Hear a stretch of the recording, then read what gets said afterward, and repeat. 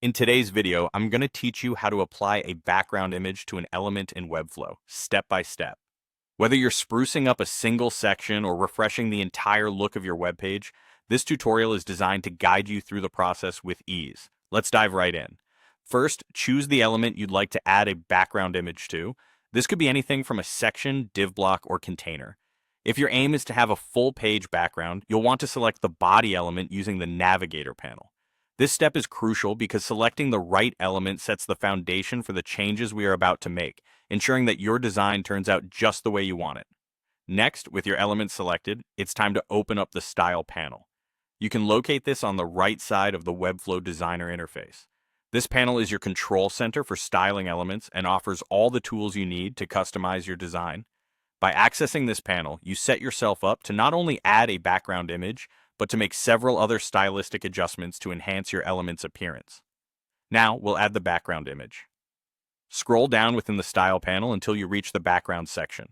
Here you'll see an option to add an image or a gradient.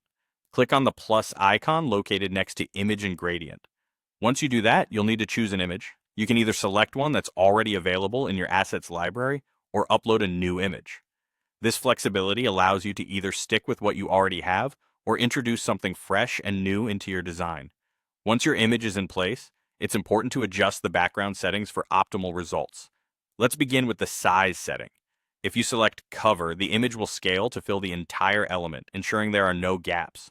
Alternatively, choose Contain if you want the entire image to be visible without any cropping.